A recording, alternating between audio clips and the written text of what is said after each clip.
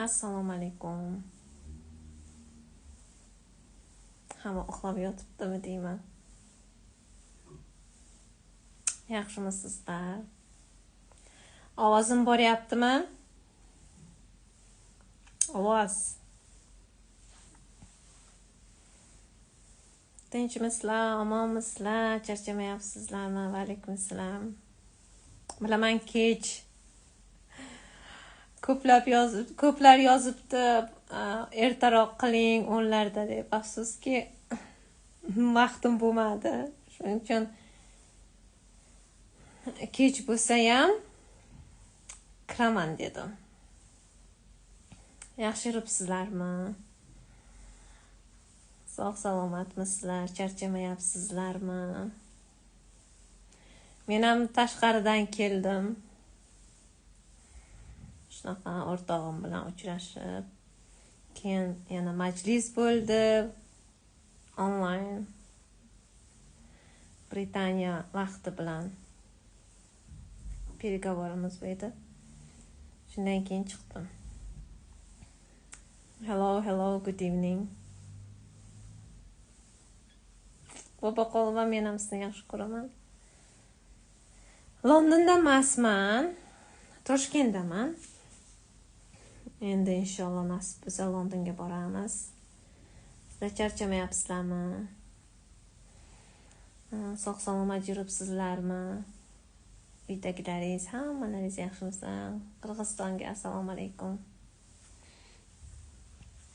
Savollar ko'p tushadi, endi meni vaqtim yo'q. Nima uchrashuvlarim ko'p, ishim juda ham ko'p. Shuning uchun primoy qilishga vaqtim bo'lmaydi ba'zida. Nima deydi? Shu meni ashaddiy muxlislarim yozishadi. Qachon chiqasiz deb. Shunga mana bugun kech bo'lsa ham vaqtim bo'ldi, kiraman dedimmi? Kiraman. Gap bitta. Xo'p, birinchi savol nima haqida menga tushgan, eng ko'p tushgan, siz mana shu ya'ni motivatorlar bor-ku O'zbekistonda, umuman motivatorlar haqida nima fikrdasiz deb savol berishgan. Siz mana shu O'rta Osiyoda sizni yoki siz qiziqgan motivator kim deb savol berishgan. Endi savol bergansizlar. O'sha savolga men javob bermoqchiman. Shu javobni eshitasizlar degan umiddaman. Demak, menga motivatsiya beradigan motivatorlar yo'q bu yerda. Bu yerda ham nafaqat O'rta Osiyoda. Chunki meni motivatorim bu birinchi navbatda Alloh, ikkinchisidan bu payg'ambarimiz sollallohu alayhi vasallam, ikkinchisi bu meni umr yo'ldoshim edilar, uchinchisi bu hayotni o'zi motivator.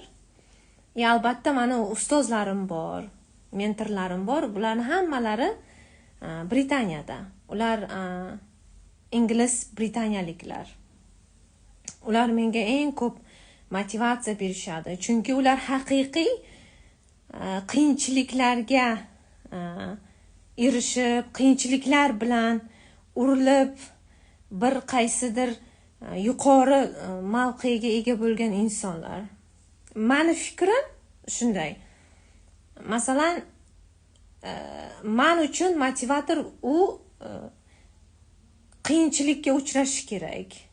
Qaysi bir hayot zarbalari bilan qanaqadir bir lavozimga erishgan bo'lsa, o'zini kuchi bilan, birovlarning puli bilan emas, yoki orqasida birovlar turib emas. Ana shu motivatorlar men uchun motivator hisoblanadi.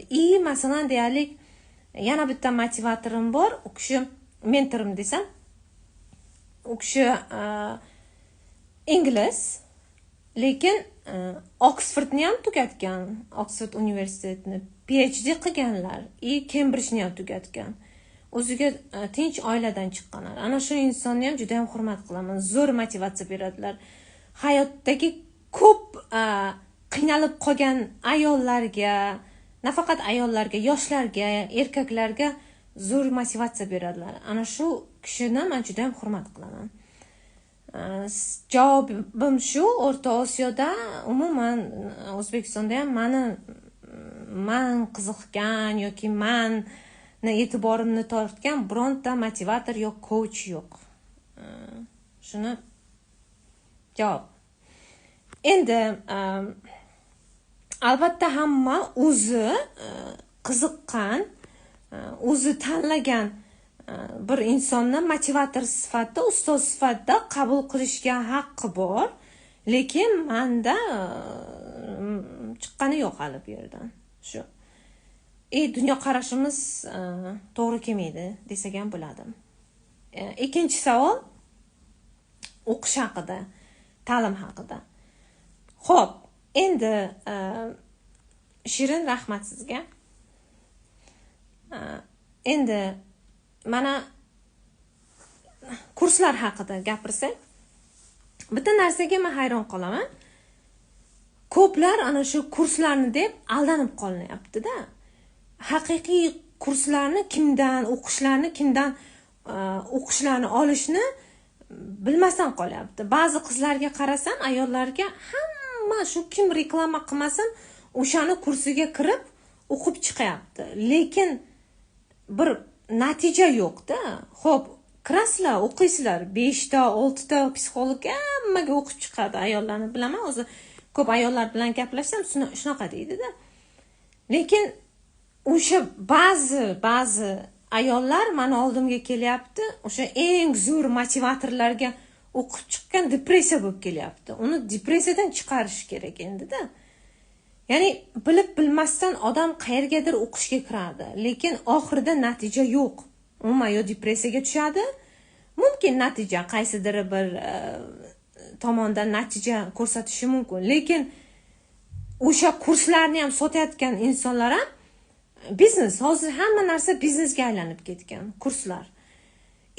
Qaysidir bir blogerda, mana yosh bloger kurs sotgan, un aldanib qolgan ayollar. U blogerni qarasalaringiz, na hayot tajribasi bor. U blogerlik qilib o'ziga podpischilarni to'dalab olgan. Uni podpischiga qarab odamlar uni kursi zo'r deb unga o'qishga kirishyapti. Lekin u aldayapti-yu. Masalan, ko'p blogerlarni men ko'rdim, kurs ochgan, hali tajribaga ega emas, u nima ish qilib qo'ydi, blogerligini ko'rib, uni nima deydi, bir nimaga erishmagan yosh yigitchalar, qizchalar blogerlik qilib kurs ochib, kurs sotyapti. O'shanga aldanib qolib, kursga kirib, nima bo'lyapti? Oxiri natija yo'q. Men demoqchimanki, agar sizlar o'qimoqchi bo'lsalaringiz, hurmatli ayollar, mana nima desam, bir tagini surishtiringizlar, qayerda o'qigan u, nima qilgan, nima tajribasi bor, nimanidir praktikaga qo'yib ko'rganmi? Kimdir chiqadi-yu, biznes haqida gapiradi, lekin o'sha biznes haqida gapirgan, rivojlanish haqida gapirgan nimanidir qilib qo'yibdimi hayotda? Bormi yoki faqat podpischiga qarab unga a'zo bo'lib unga o'qiysizlarmi? Shuni men tushunmadim. Chunki ta'lim shunaqa narsa, o'qish shunaqa narsa, ustozni tanlashda adashmaysizlar. Ustozni tajribasi bo'lishi kerak. Bir yaxshi universitetlarga o'qigan bo'lishi kerak. Ya'ni o'sha qaysidir bir darajada qiyinchiliklar bilan erishgan bo'lsa, ana shu haqiqiy ustoz sizga ko'p narsani o'rgatadi.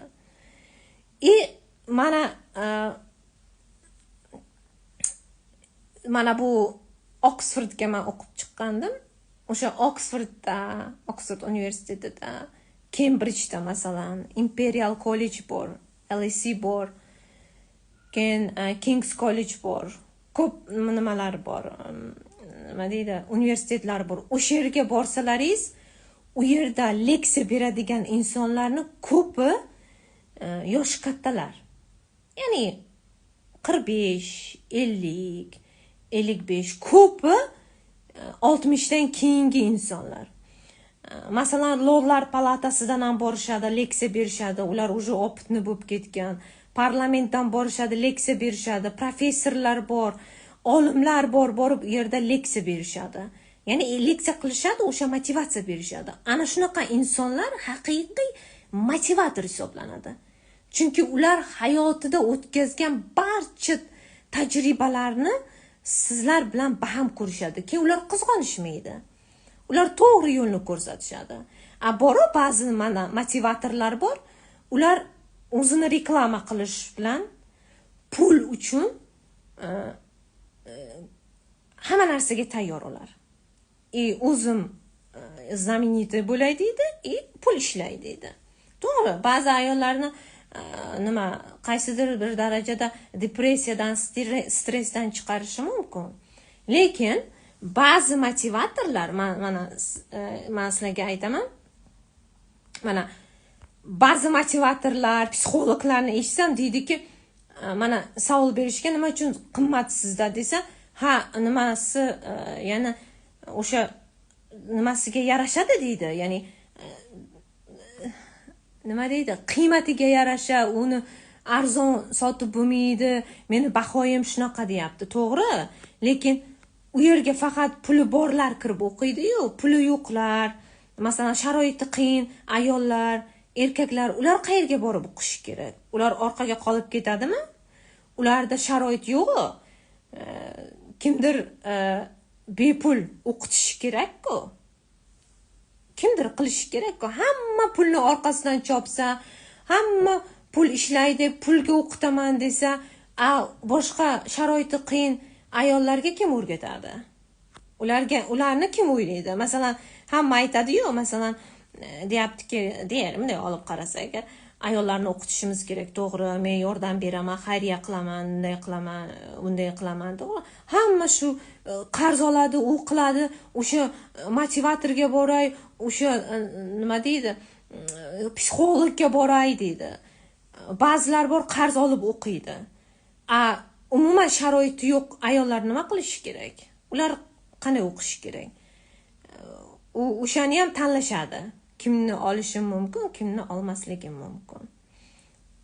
O'sha ustoz tanlashda ustoz shunday bo'lishi kerak. Agar ustoz har doim pulni o'ylasa, o'zini o'ylasa, sizga yaxshi ustozlik qila olmaydi, esingizdan chiqmasin.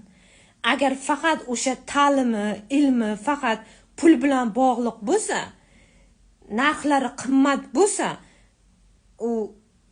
u faqat pul o'sha nimasini o'ylaydi, o'zini obro'sini o'ylaydi.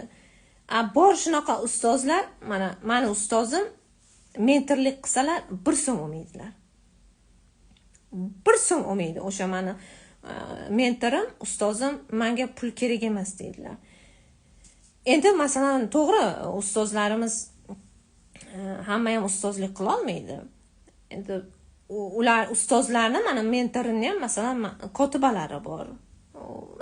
Nimadir o'qitgandan keyin, yo'l ko'rsatgandan keyin ularni masalan bir o'jinga olib chiqasizmi-da, endi ko'ngil yo sovg'a berasizmi-da, u boshqa narsa, u ko'ngildan chiqarib u. Lekin agar masalan deyalik stressga tushib qolgan bo'lsa ayol, haqiqatan o'sha ayol muhtoj bo'lsa, uni qayerdan pul olasiz? Puli yo'q. Uni eshitish kerak, uni kimdir eshitish kerak-ku. U qayerga borsin, uni hech kim eshitmaydi. Natijada ana shunaqa keyin ba'zida ayollar joniga qasd qiladi yoki bo'lmasa, nimadir qilib qo'yadi. O'sha anaqa ayollarni eshitish kerak.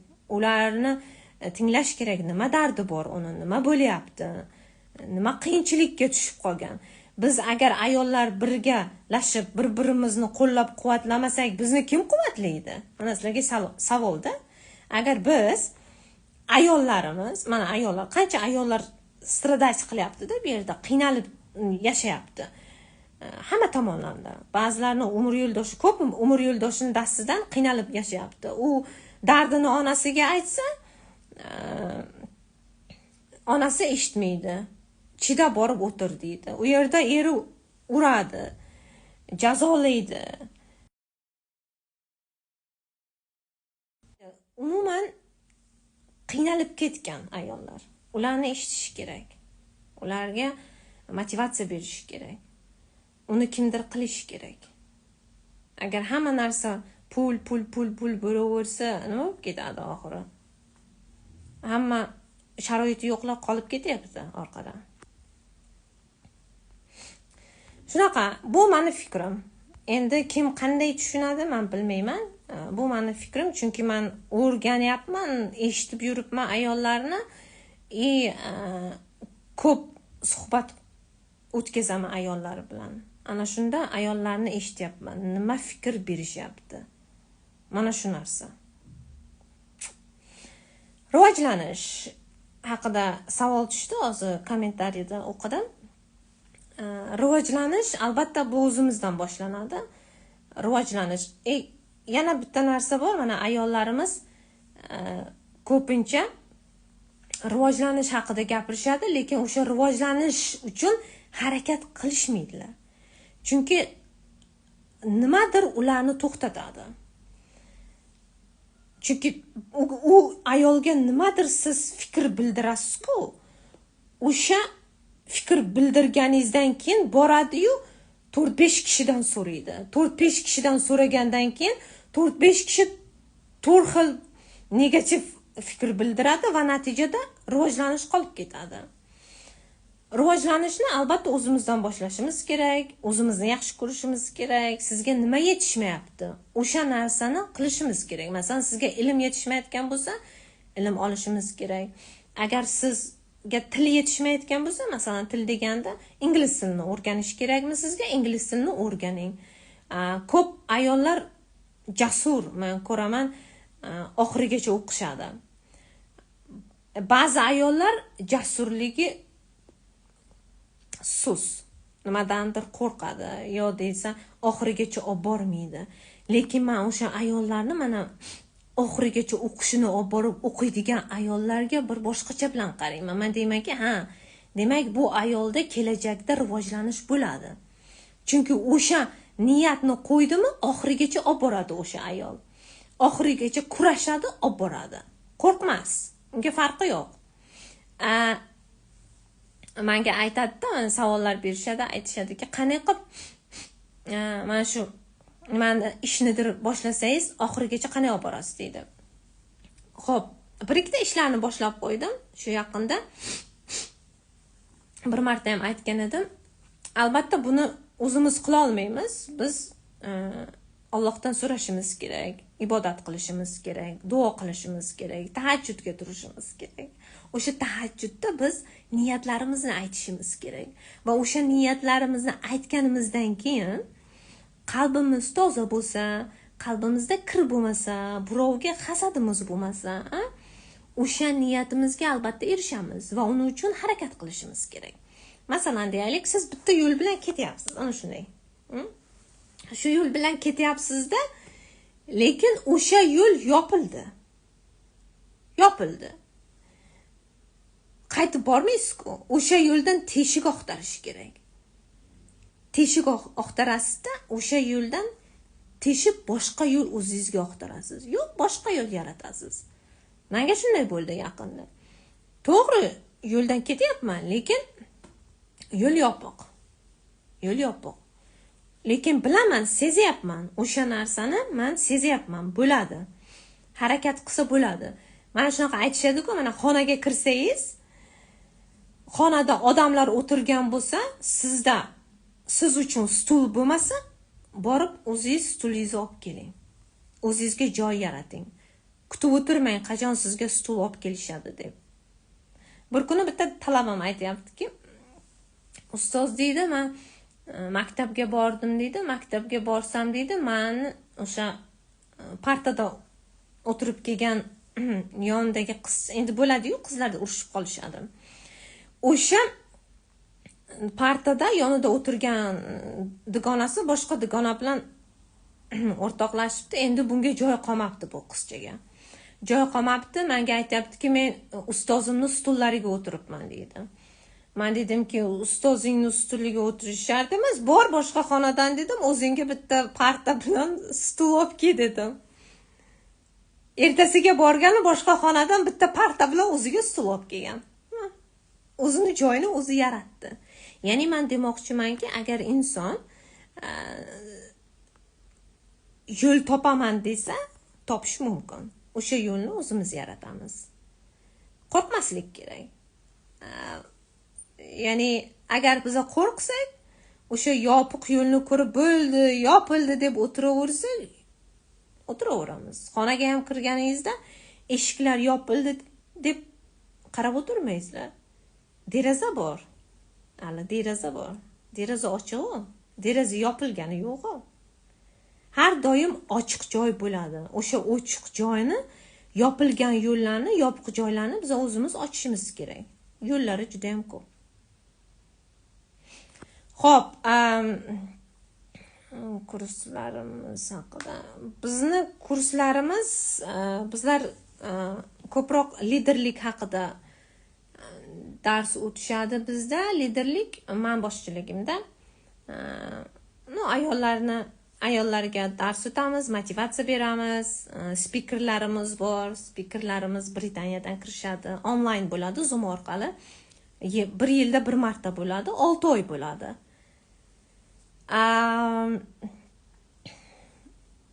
Spikerlarimiz endi nasib bo'lsa, spikerlarimiz bilan gaplashganimizdan keyin qachon boshlanishini bilib olamiz. O'shanda qizlar post qo'yishadi.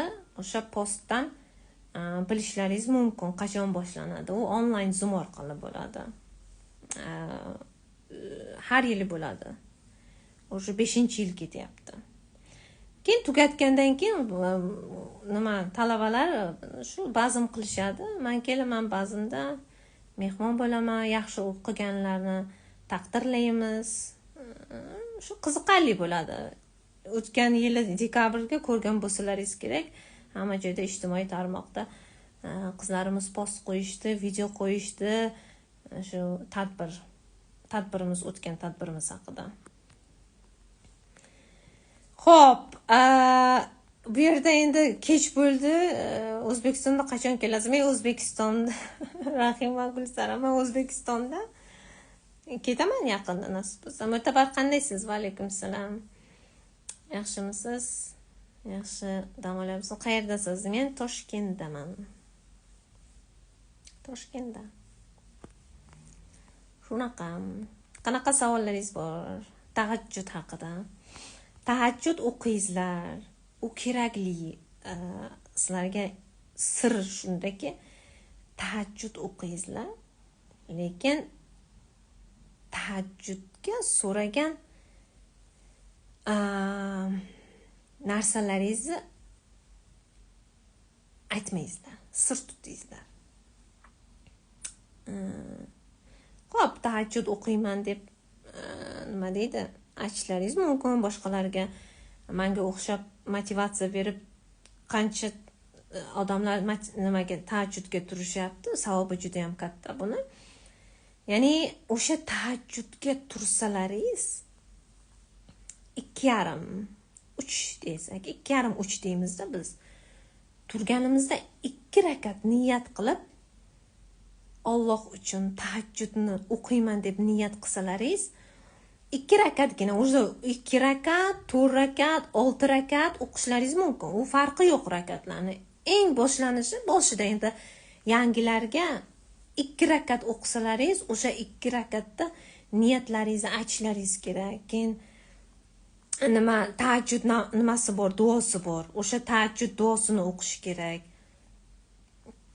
Nima niyatlaringiz bo'lsa, o'sha niyatlaringiz amalga oshadi. Faqat uni chin qalbdan yig'lab so'rash kerak.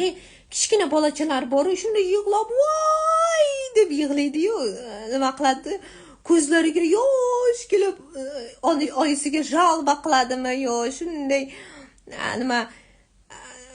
nima deydi? Chin qalbdan yig'laydi-ku, ana shunaqa.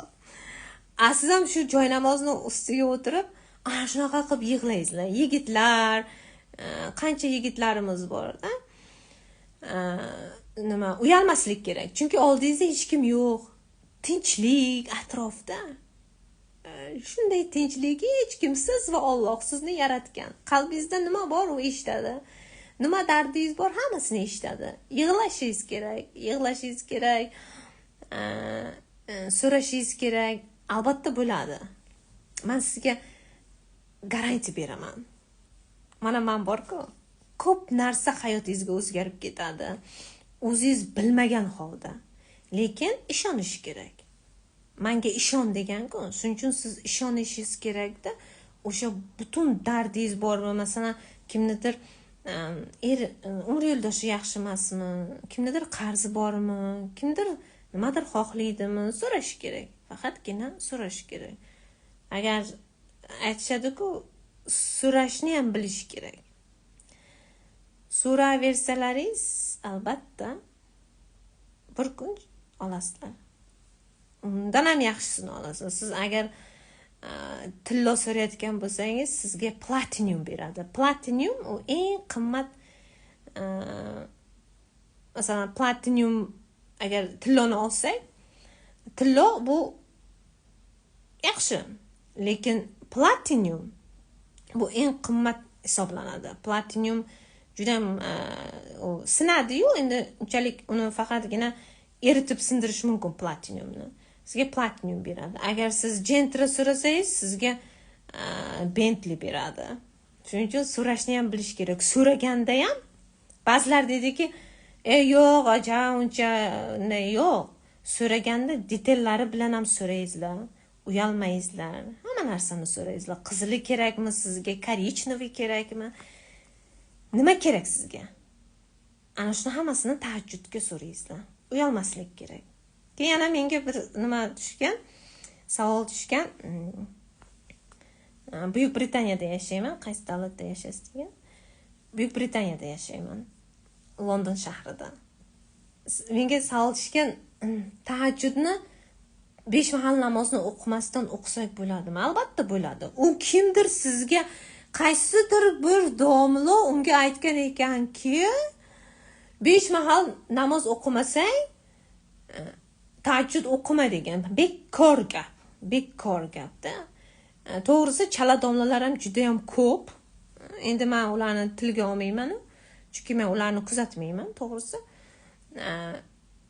Ya'ni nimadandir boshlash kerak. Nimadandir. Tahajjuddan, ba'zilarga tahajjuddan. Ba'zilarga bomdod namozidan boshlanadi. Ba'zilarda shomdan boshlab qo'yishi mumkin. Bilmaysiz. Nimadandir boshlash kerak. Ba'zi insonlar bor, roza tutib boshlab ketadi. Uni nimasi yo'q. Vaqti joyi yo'q. Siz 5 mahal namozni boshlamasdan tahajjud o'qib bo'lmaydi. Bu hammasi bekor gap. Ishonmaysizlar. Даже o'sha savolni ham men katta muftiga berib ko'rganman. Hammasi yolg'on dedilar. Demak, tahajjudni xohlagan inson o'qishi mumkin.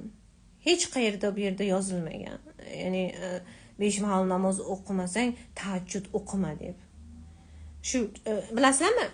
Bir inson A desa, A'ning ustiga B qo'shiladi-da, B'ning ustiga C qo'shilib ketadi, ABC bo'lib ketdi. Shu bilan ajrashmagan xotinni ajratishib qo'yishadi, ajrashgan xotinni yana boshqatdan to'y qilib qo'yishadi. Shunga shu tahajjud namozidan boshlasangiz, o'shanda Allohdan so'raysizlar, nima deydi, hammamizga insof bersin. O'sha eng nima deydi, eng kuchli namozlardan biri hisoblanadi va hammani ham unga taklif qilish, u taklifnoma bilan Allohdan sizga taklifnoma kelsa turasiz. Bo'lmasa tura olmaysiz. Qancha ayollarimiz bor, menga yozadi, "Guli xonim, men tura olmayapman, nima qilay? Niyat qilib uxlang." O'sha kuni nimadir siz nido qilgansiz yoki bo'lmasa xayolingizdan qandaydir bir fikrlar o'tgan. yo'q, qalbingizda bir kimgadir hasad bor, kimnidir siz kechira olmayapsiz qalbingizda, yoki bo'lmasa qaysi bir o'rtog'ingizni ko'ra olmayapsiz, umuman aytyapman, yoki nima deydi, shu qayerdadir minus tarafi bordirki, o'zingizda shuning uchun tura olmayapsiz, sizga taklifnoma kelmayapti. Shunga harakat qilish kerak, o'sha narsalarni tozalash kerak birinchi navbatda.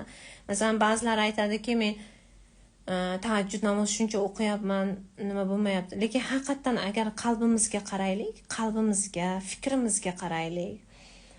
Qalbimizda bor narsa og'zimizdan chiqadi-da.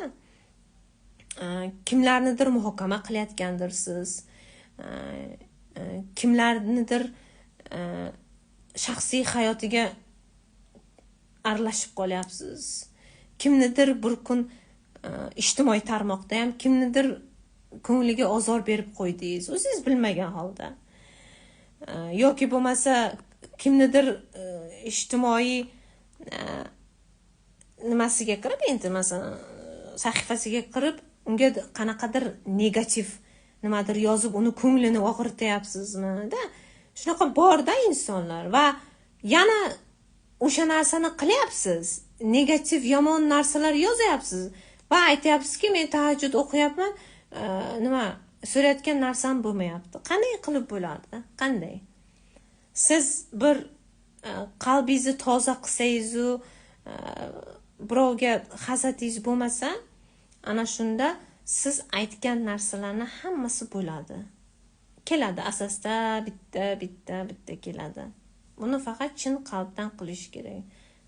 Hech kimga qalbingiz top-toza bo'lsa, endi men aytmayman, masalan, nima hammani qalbi toza, yo meni qalbim toza, baribir shayton bor. Shayton vasvasa berib turadi. Shunga hech kim hech qachon turib meni qalbim 100% toza deya olmaydi. Shunday. Payg'ambarimiz sollallohu alayhi vasallamning qalblari shunaqa top-toza bo'lgan. Birovga biron marta hasad qilmaganlar. Qalblari to'la muhabbat bo'lgan Allohga, ummatlariga. Shuning uchun biz harakat qilishimiz kerak, birinchi navbatda ruhimizni, qalbimizni toza qilishga. Bilasizlarmi, inson qachonki ruhi bilan qalbini tozalasa, sizga motivator ham kerak emas. Sizga master klasslar ham kerak emas sizga, to'g'risi. Faqatgina master klass qachon kerak bo'ladi sizga? Biznes yo'nalishida kerak bo'lishi mumkin. Ustoz, biznes boshlasangiz sizga ustoz maslahat beradi. Yo, ba'zida masalan endi nimagadir yo'l yo'riq ko'rsatish uchun mentor kerak bo'ladi. Lekin agar sizni qalbingiz toza bo'lsa, odamlarni gapi bilan yurmasangiz, ilmli bo'lsangiz, ilm olgan bo'lsangiz, ana shuni o'zi sizga eng yaxshi zo'r motivatsiya kurs. Sizga unaqa psixologlarning orqasidan chopib yurmang. Yoki ana motivatorlarning orqasidan, yana blogerlarning orqasidan chopib yurmaysizlar. Men sizni kursingizga o'qiyman deb. Siz o'zingizga motivator, hayot sizga motivatsiya beradi. Hayot bu sizga motivator. Qur'on sizga motivatsiya beradi. Ana shu eng katta motivator. Ya'ni zo'r liderlar hayotdan o'tgan-ku. O'sha zo'r liderlarni, payg'ambarlar tarixini, kitoblarini olib o'qisalaringiz, yoki Jaloliddin Rumiyning kitoblarini olib o'qisalaringiz, Dale Carnegie'ning kitoblari, ana shular sizga haqiqiy motivatsiya. Eng zo'r motivatsiyalarni shulardan olasizlar. Masalan, men nima haqida o'qiganman?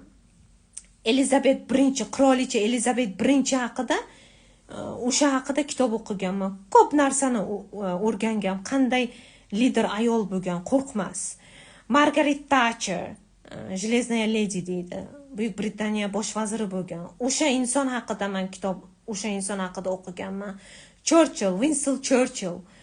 U ham zo'r lider, bosh vazir bo'lgan Buyuk Britaniyada. U haqida o'qiganman. Dale Carnegie'ning kitoblarini o'qiganman. Jaloliddin Rumiy, Imom al-Buxoriy hadislaridan, payg'ambarlar tarixi kitob, qancha kitoblar bor. Mana shu kitoblarni o'qisalaringiz, ana shuni o'zi sizga bir kurs, motivatsiya sizga.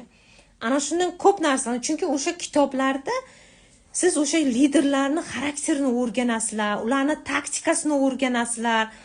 Masalan, lider ayollarni olsak, hayotda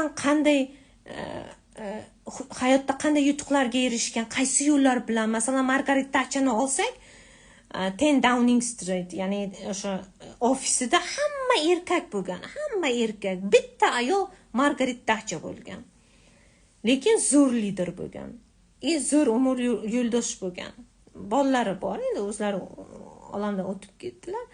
Ya'ni hamma tomonlama o'sha ayol harakat qilgan. O'shani qaysidir bir jihatlarni o'rganasizlar. Winston Churchillni ham qaysidir bir xarakterini o'rganasizlar. Qirolicha Elizabet ikkinchi qirolicha, u haqida kitob bor. Mana shu eng kuchli qirolicha bo'lgan Elizabet ikkinchi. O'sha haqida agar o'qisalaringiz, ko'p narsani ichiga kirib ketsalaringiz, kitobni o'zgarasizlar. Hammadan ham ayollarga bu tegishli ko'p narsani o'rganasizlar. Yoki Prinses Diana, u ham hayotdan ketgan. Prinses Diana haqida o'qisalaringiz, u haqida ham zo'r, u eng kuchli filantropist, haqiqiy ledi bo'lgan. Shu ayol haqida o'qisalaringiz bo'ladi. Haqiqatan zo'r motivatsiya olasizlar. Payg'ambarimiz sollallohu alayhi vasallam haqida kitob bor. Xadicha onamiz haqlarida kitob bor. Mana shularni o'qisak ham bo'ladi. Aysha onamiz haqlarida kitob bor. Mana shu kitoblarni olib o'qisak, Payg'ambarimiz sollallohu alayhi vasallam eng zo'r lider bo'lganlar. Eng kuchli lider bo'lganlar, mehribon lider bo'lgan. U kishidan ko'p narsani o'rgansak bo'ladi. Hamma chiroyli, go'zal narsalarni o'rgansak bo'ladi. Eng go'zal xulqga ega bo'lgan Yusuf payg'ambarimiz haqida ko'p narsani, sabr qilishni o'rgansak bo'ladi. Qancha zo'r ma'lumotlar, kitoblar bor. Mana shularni o'qisak, ana shularni o'zi bizga master class. Bizga shart emas, $1000 kurslarga yozilib aldanib qolish. Hammasi o'zimizni qo'limizda. Hammasi. Harakat qilsan. Hozir mana ChatGPT chiqqan. ChatGPT ham zo'r. Unga yozsangiz, o'sha ham sizga kitob hozir. ChatGPTga yozsalaringiz, hamma narsani sizga aytib beradi. Hamma narsani. Juda ham aqlli. O'shanga yozib ham ko'p narsani o'rgansak bo'ladi. U ham psixolog sizga. Ustozlik ham qiladi, yo'l yo'riq ko'rsatadi. Men masalan ba'zida nimadir kerak bo'lib qolsam, yozaman ChatGPTga. Menga zo'r maslahatlar beradi. Har doim emas, chunki men o'qishni yaxshi ko'raman, kitob o'qishni yaxshi ko'raman. O'sha bilan ham shug'ullansak bo'ladi, hurmatli ayollar. Shunaqa. Xo'p. Muqaddam aytganlar, payg'ambarimiz sollallohu alayhi vasallam tushingizga ko'rganman tushimga o'qishini. Video ham qilgandim. Zo'r video bo'lgandi o'shanda, esimda. Ularni ko'rganimni, oyim bilan gaplashganlarini zo'r nima bo'lgandi-da. Tush bo'lgandi. Hech unutmayman o'sha tushini, unuta olmayman. Qiziq voqealar, qiziq nima tushlar ko'raman, alhamdulillah. Endi uni ommaga aytishni lozim ko'rmayman, alhamdulillah. Allohga shukr, iymonimizni kuchli qilgani uchun shukr deymiz. Shuning uchun odamlarning gapiga e'tibor bermaysizlar. Chunki odamlarning gapi bilan yursalaringiz stressga tushasizlar. Men har doim aytaman. Agar siz mana ba'zida yozaman, 2 qarich yerga kirib ketamiz-ku, o'shanda sizga kelib odamlar yordam bermaydi, qo'shnilaringiz yordam bermaydi, o'rtoqlaringiz yordam bermaydi. Shunga agar harakat qilingizlar, odamlarning gapi bilan yurmaslikka. O'zimizning fikrimiz bor, o'zimizning dunyo qarashimiz bor, o'zimizning ilmimiz bor, ilmlimiz. Lekin men o'zbek ayollaridek kuchli ayollarni ko'rmaganman. Nima deydi, oilam, farzandlarim deb juda ham kuyinishadi, endi harakat qilishadi, lekin o'zimizni ham unutmasligimiz kerak, o'zimizni ham yaxshi ko'rishimiz kerak. Ana shunda keyin hamma bizni yaxshi ko'radi. Odamlarning gapi, odamlar uchun kiyinmasligimiz kerak. Agar biz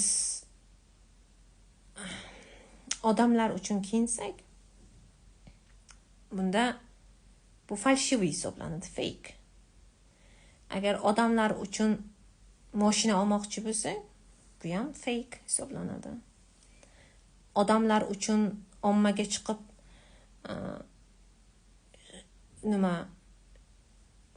pastellarimizgacha, yotoqxonalarimizgacha, shifonyerlarimizni ichini ko'z-ko'z qilib ko'rsatadigan bo'lsak, bu ham fake.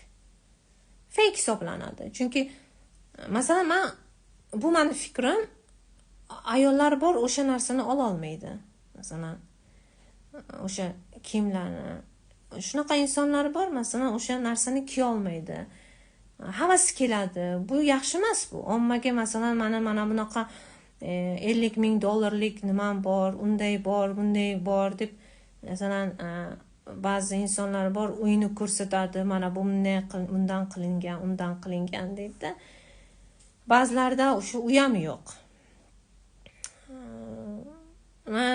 Bu meni fikrim, men bunga qarshiman, chunki uyimizni har bitta joyini ko'rsatib, bu divanni bu $1,000, $2,000, $5,000 olganman, yo'q bunday qilgan. O'shani ham qarab o'tirishadi va natijada o'sha qarab o'tirganlar stress, depressiyaga tushib qoladi. Menda yo'q, unda bor deb.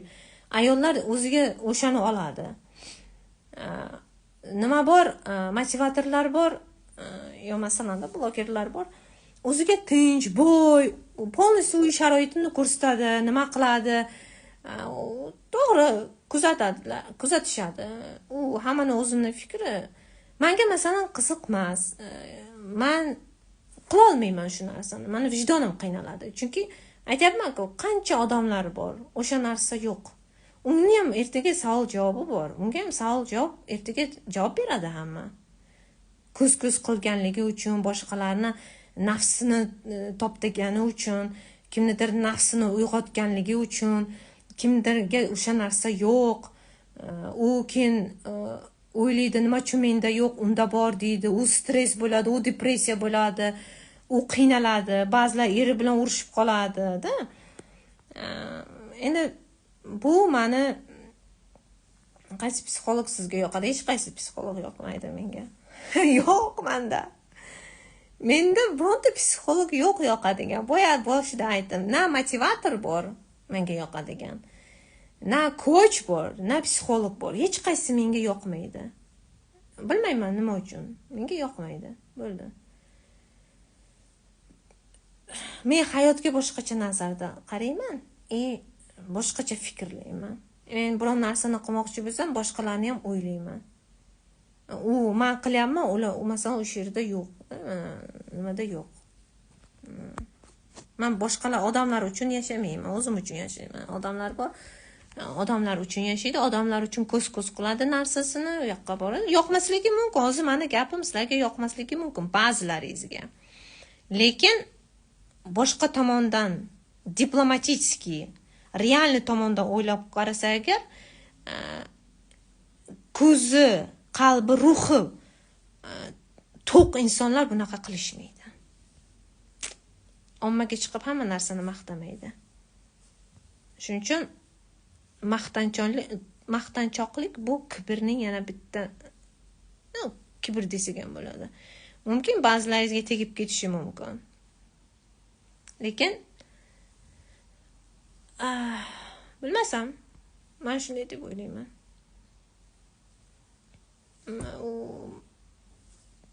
Nima bilan maqtanish bilan hech qayerga ko'z tegadi. Mana shu keyin aytadi-ku, ko'z tegdi menga, bilmayman nima bo'ldi. Uyimni suv bosdi, uyimga bunday bo'ldi, nimadir bo'ldi. Nima uchun? Ko'z tegdi, oilam buzildi. Nima uchun? Chunki ommaga chiqib hamma nimani ko'rsatasizlar. Yotoqxonalaringizgacha ko'rsatasizlar, shifonyerni ichida ko'rsatasizlar, hamma narsani ko'rsatasizlar. Ko'z tegadi keyin. Nima bo'ladi? Qancha o'sha narsalarni ololmaydiganlar bor. Ularni ham haqqi bor boshqa tomonda, Alloh tomonidan ko'z tegadi. Yoqmaydi Allohga. Birdaniga nimanidir yo'qotib qo'yish mumkin. O'zbekistonda yashayapsizmi? Yo'q. Buyuk Britaniyada yashayapman. O'zbekistonda ishim bilan kelganman. Shunaqa. Oilamni ko'rishga kelganman. Samarqanddan qaytdim, Toshkentdaman.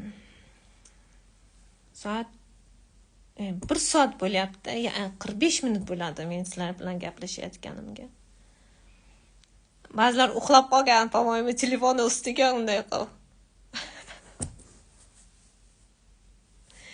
Rossiyaliklarga assalomu alaykum. Yaxshimisizlar? Charchamayapsizlarmi?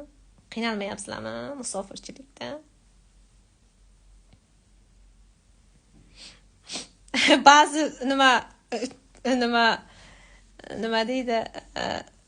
Ba'zi qizlarni ko'raman, deydiki, Gulxonim 10 ta kursga o'qidim deydi.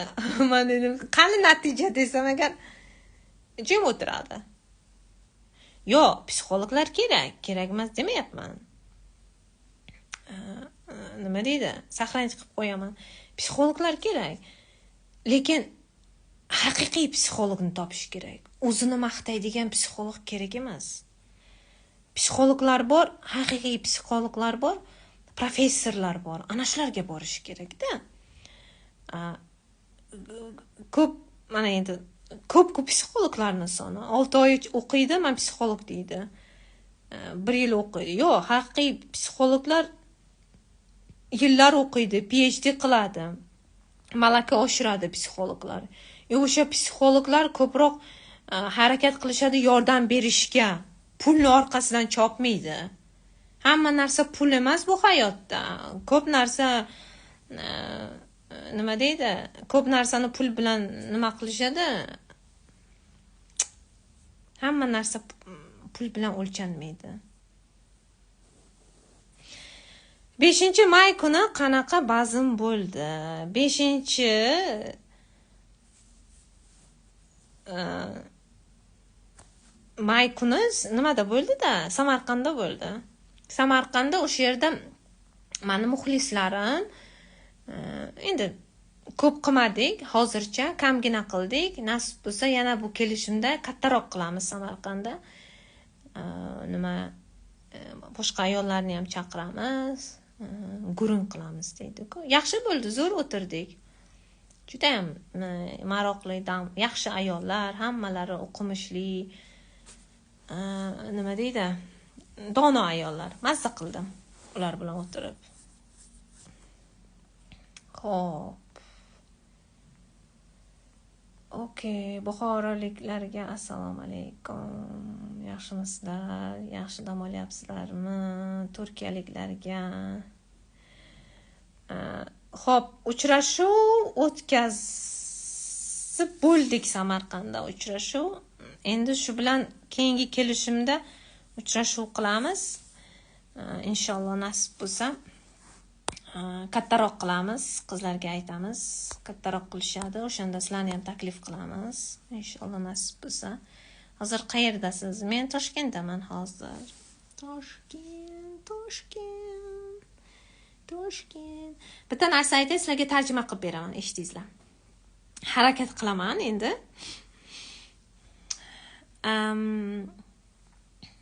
Bir ayol eshitdingizlar. Tarjima qilib beryapman, shuni ham tushuningizlar. Bir ayol tush ko'ribdi. Ertasiga turib Umr yo'ldoshiga aytibdiki, tush ko'rsam, tug'ilgan kunimda tillo sirg'alar, tillo brasletlar sovg'a olibman, debdi Umr yo'ldoshiga. Buni ma'nosi nima ekan, debdi. Keyin eri aytibdiki, tug'ilgan kuningni kut, jonim, debdi. O'shanda ko'rasan javobini, debdi. Keyin tug'ilgan kuni kelibdi, eri ayoliga sovg'a qilibdi. Bitta korobka.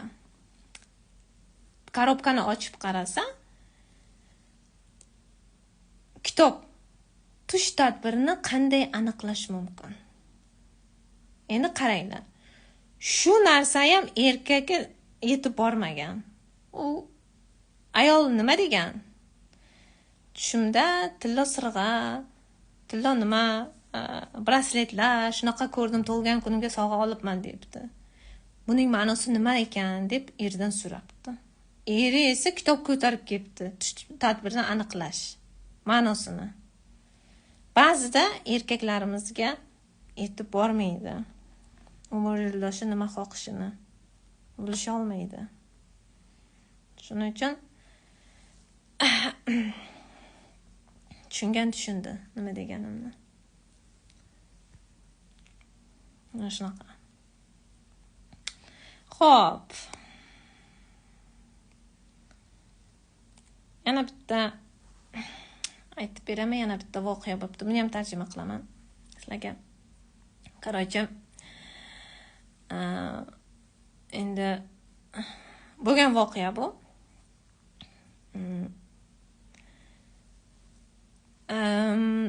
Bir oilani mushugi bor ekan, mushugi nimaga chiqibdi? Daraxtga chiqibdi, daraxtning uchiga chiqibdi. Keyin u mushukni olamiz debdi, mushukchani. Olamiz debdi, ola olmabdi. Keyin o'sha adasi o'sha shoxini, kichkinagina mushukcha turgan shoxini egib, endi nima qilib olamiz deb ushlab osilibdi, ola olmabdi. Keyin aytibdiki, adasi to'xtanglar debdi, bolalarim debdi, mashinamning orqasida arqon bor debdi. Shu arqonni boylaymiz, mashina bilan tortamiz debdi. Daraxt unday qiyshayadi, keyin mushukni olamiz debdi. Xo'p debdi. O, bolalar, dada, siz keroysiz. Va, siz dada, va debdi. Keyin arqonni olib boylashibdi. Tortayotganda endi mushukni ushlaymiz deganda arqon uzilib ketibdi. Arqon uzilib ketganda u daraxtdan uchib ketibdi nima? Mushuk. Uchib ketibdi, shu bilan ketdi, qayergadir uchib ketibdi. Bir hafta o'tibdi. O'sha erkak o'sha qo'shnisini uyiga taqillatib borsa-gar, o'sha mushukcha qo'shnisini uyini ichiga dikkillab yurgan ekan. Qo'shnisiga aytibdiki, qo'shni, bu mushukni qaydan oldingiz desa, voy, mushuk voqeasini sizga aytib beraman hozir nima bo'lganini debdi. Keyin debdiki, bog'imizda, uyimizni bog'ida nima bog'imizni o'sha bog' bor ekan, o'shanda o'g'lim bilan o'tirgan edik. O'g'lim shu yig'ladi. Oyi, menga mushukcha olib bering deb yig'ladi debdi. Keyin u aytibdiki, kel debdi, tizzamizga o'tiramizda debdi. Nima, Xudodan so'raymiz, mushuk ber, jonga mushuk ber deb. Endi o'g'ilchasining ismi Jon ekanda. Shunday tizzamizga o'tirib, ey Xudo, shu jonga bitta kichkinagina mushukcha ber deganimizni bilsak, birdaniga poq deb mushuk yiqildi debdi. Ana shu mushukcha kelib bizni bog'imizda yiqildi debdi.